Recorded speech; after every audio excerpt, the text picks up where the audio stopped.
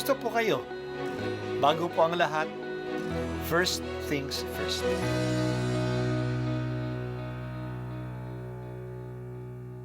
Good morning po. Sinisimulan po natin ngayon ang first things first. At dito po, tinatalakay natin sa unang bahagi ng umaga natin ay ang first readings na binabasa po sa banal na misa. Ito pong tinatalakay natin kasi madalas po kasi marami na tayong alam tungkol sa gospel readings. Pero konti po ang nagsasalita sa first readings. Pero ang first readings, bahagi din po yan ng Biblia, ng banal na kasulatan.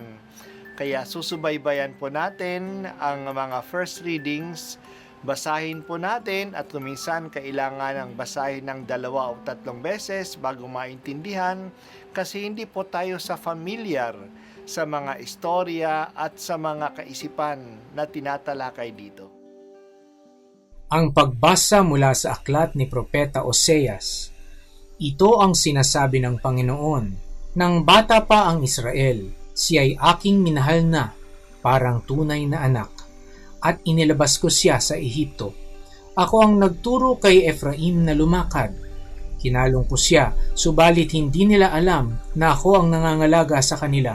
Pinatnubayan ko sila ng buong pagmamalasakit at pagmamahal. Ang katulad ko ay isang nag-aalis ng busal sa kanilang bibig, at yumuko ako upang sila'y mapakain. Nagtatalo ang loob ko at nanaig sa aking puso ang malasakit at awa. Hindi ko ipadarama ang bigay ng aking poot. Hindi ko na muling sisirain ang Efraim, sapagkat ako'y Diyos at hindi tao, ang banal na nasa kalangitan ninyo, at hindi ako naparito upang magwasak." Ang salita ng Diyos. Salamat sa Diyos. Ngayong araw ay ang dakilang kapistahan ng kamahal-mahalang puso ni Jesus.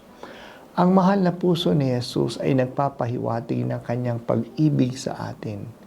Sa mga larawan ng Sacred Heart, nakausli ang puso ni Jesus sa kanyang dibdib upang i-emphasize ang puso niyang nagmamahal sa atin.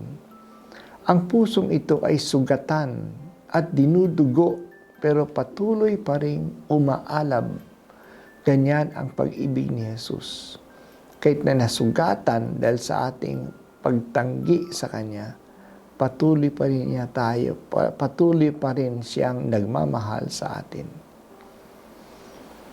Ang larawan ng pag-ibig ni Jesus ay dinescribe sa atin ni Propeta Oseas.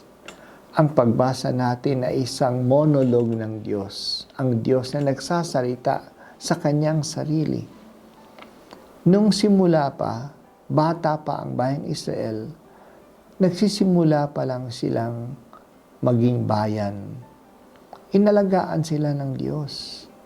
Siya ang lumika sa kanila sa Ehipto at ginabayan sila sa kanilang munting paglalakbay, sa kanilang paghahakbang sa disyerto. Ang Diyos ay parang isang tatay ng inakay na tinuturuan ng kanyang maliliit na mga anak na lumakad o kaya lumipad. Siya ay yumuyuko upang pakainin sila. I-imagine natin ang isang magulang na yumuyuko na pinapakain ang kanyang anak. Pero nung lumaki na ang bata, itinakwil niya ang kanyang magulang. Sumunod siya sa mga Diyos-Diyosan ng ibang mga bansa.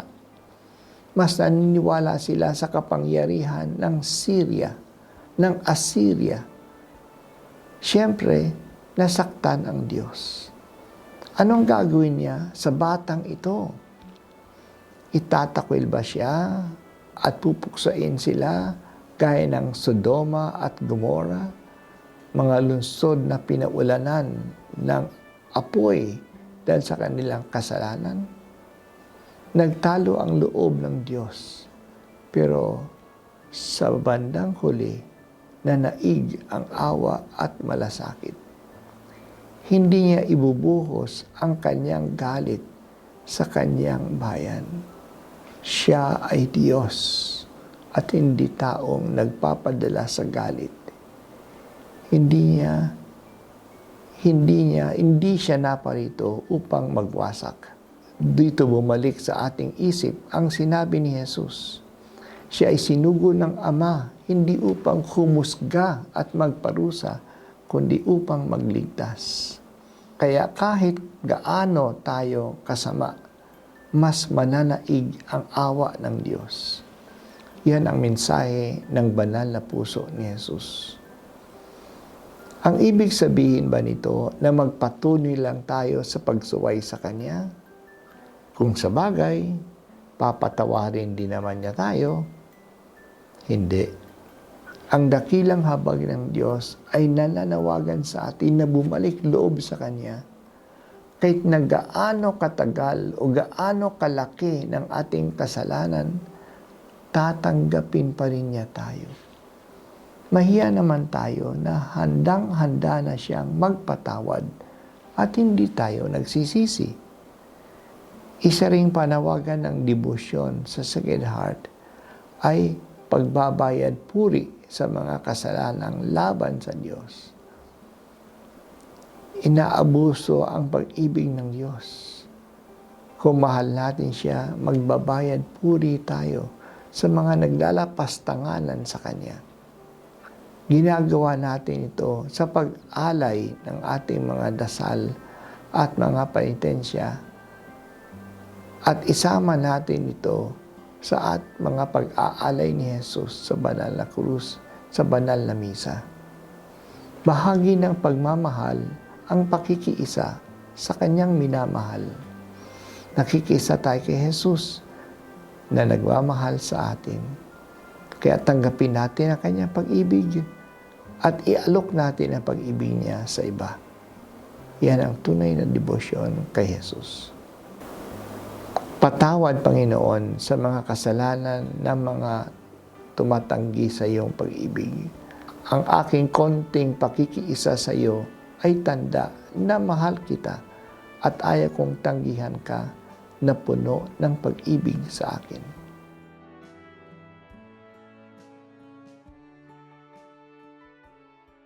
At ako po ay si Bishop Broderick Pabilio dito sa First Things First.